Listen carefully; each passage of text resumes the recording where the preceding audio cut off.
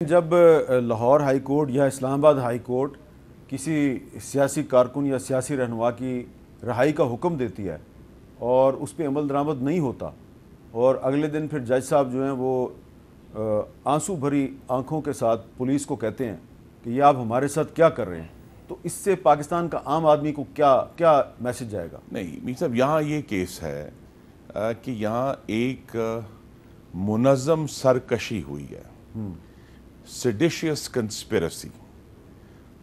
امریکہ میں 6 جنوری کو 2021 میں ان کی پارلیمان پر ایک حملہ ہوا تھا۔ اب وہ حملہ 9 مئی کے واقعات سے بہت چھوٹا تھا اور محدود تھا ایک ہی جگہ پہ۔ 9 مئی میں دیکھیں نا، پشاور میں ریڈیو پاکستان جلا اور کراچی میں بھی پولیس کی گاڑیاں جلی، تو پورے ملک کے اندر ایک بڑا سکیل تھا۔ اس کے سرغنہ کو 18 سال کی قید ہوئی۔ دیر لگی ہے، دیکھیں تقریباً 2 سال ہو گئے، دیر لگی ہے۔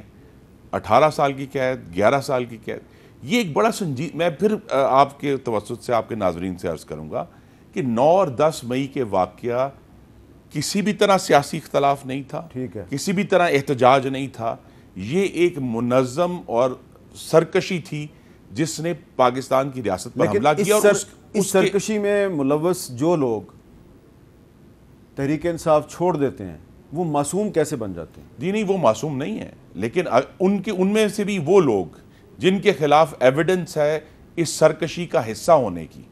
دیکھیے، شروع میں بہت سارے لوگ گرفتار پوری دنیا میں ہوتے ہیں، وقت کے ساتھ ساتھ چھوڑے جاتے ہیں۔ جو لوگ اس کے اندر بھی جنہوں نے کہہ بھی دیا ہے کہ جی ہم چھوڑے تحریک انصاف کو، اگر وہ اس میں ملوث ہیں تو ان کے اوپر قانون کا اطلاق ہوگا، بالکل ہوگا۔ Are you sure؟ I am very sure کہ وہ انہوں نے پارٹی چھوڑ بھی۔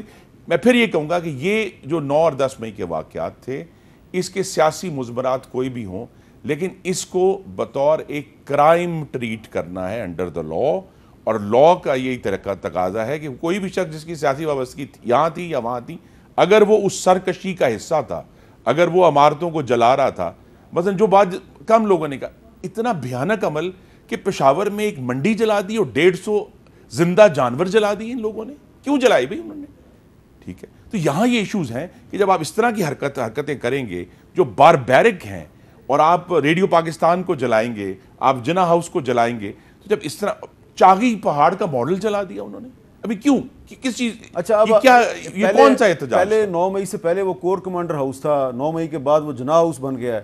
نہیں، وہ کور کمانڈر ہاؤس ہی ہے جی۔ دیکھیں، ریکارڈ کی درستگی کے لیے ہمیں عوام کے ساتھ بالکل سچ بولنا چاہیے۔ 1959 میں جنرل ایوب خان نے 3 لاکھ روپیہ دے کے یہ جگہ جو ہے یہ جناح ہاؤس سے جی او سی ہاؤس میں تبدیل کر دی تھی۔ جی ٹھیک ہے، آپ اسے کور کمانڈر کا گھر کہہ رہے ہیں، لیکن کسی بھی آپ جب سرکاری املاک کو جلا رہے ہیں، مثلا جو سٹیورٹ روڈ ہوا وہاں پہ وہ قابل مذمت ہے۔ سٹیورٹ روڈز کو جو 18 سال کی سزا، اس میں یہ بھی ہے، ناٹ اونلی جو سیڈیشیس کنسپیرسی، انہوں نے کہا کہ آپ نے جو ہے سرکاری املاک کو نقصان پہنچایا ہے۔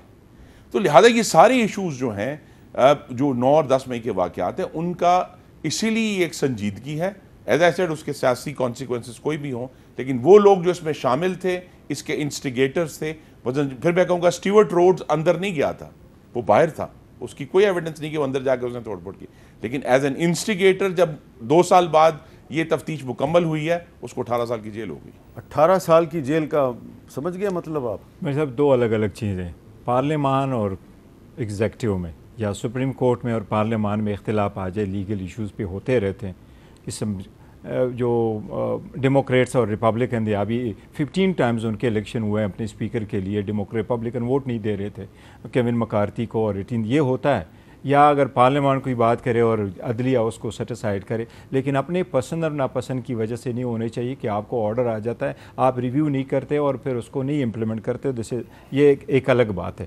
جہاں تک وہ 9 مئی کا تعلق ہے تو ایک ایشو آیا سیریس تھا، سب ملک نے کنڈم کر لیا، ایوری سنگل پاکستانی نے ان دی ایوری پاسبل ورڈز اس کو کنڈم کیا کہ جو انوالو ہے ان کو سزا ملنی چاہیے۔ اگر امریکن پرنسپل اپلائی کرنا چاہیے، یس، ایک امپارشل ٹریبیونل ہونے چاہیے، کمیشن ہونا چاہیے، انکوائری ہونا چاہیے، جو ان میں انوالو ہے ان کو سزائیں دینے ہو چاہیے۔ لیکن ایک چیز ہے، ڈیموکریسی میں ایک وقوع کا ہونا ایسا نہیں ہونا چاہیے to hold back the entire system, کہ اگر 9 مئی کا وقوع ہوا اب کچھ بھی نہیں ہوگا، عدلیہ کا بھی احترام نہیں ہوگا، آرڈرز بھی نہیں ہوں گے، آئین بھی سیٹ اسائڈ ہوگا اور الیکشن بھی نہیں ہوں گے. یہ پروسیس رکنا نہیں چاہیے، ورنہ اس سے پوری ڈیموکریٹک سسٹم جو ہے وہ رول بیک ہو جائے گا. ان لوگوں نے اتنی قربانیاں دی ہے اس ملک کے لیے، فوج بھی ہماری ہے، ملک بھی ہمارا ہے، عدلیہ بھی ہماری، پارلیمان بھی ہمارا ہے. آج خرم صاحب بیٹھے ہیں، کل کوئی اور ہوگا، لیکن یہ پروسیس رکنا نہیں چاہیے. اس میں جو لوگ رسپانسیبل ہے آئین قانون کے مطابق سزائیں دینے چاہیے، اور اگر جو رسپانسیبل نہیں ہے ان کو بے گناہوں کو وہ نہیں ہونے چاہیے، سزائیں نہیں ہونے چاہیے. اور اگر آپ عدلیہ کے خیال کسی میں کے کہ بے گناہ بھی گرفتار ہوئے ہیں؟ دیکھیں وہ تو امپارشل ہوگے تو ہوں گے، ابھی تو ان کے پاس بھی ایسا ایویڈنس نہیں ہے کہ اس میں بے گناہ ہے یا نہیں ہے. اور ابویسلی کوئی سارے لوگوں کو اریسٹ کیا تھا، نہیں اریسٹ کیا تھا، ان کو چھوڑ بھی دیا. لاہور کی ایک عدالت جو ہے جی وہ چھوڑ بھی رہی، یاسمین راشد بے گناہ ہے، لیکن پولیس کہتی ہے نہیں ہے. وہ کچھ ایسے ہیں جو آ رہے ہیں اس میں بے گناہ بھی ہے، جو گناہ گار ہے وہ اندر ہیں، جو بے گناہ ہے ان کو چھوڑ بھی دیا ہے، کوئی لوگوں کو ڈسچارج بھی کیا ہے. لیکن پروسیس سے گزر کے لوگوں کو لے کے جائیں، یہ ایک آئینی طریقہ کار ہے.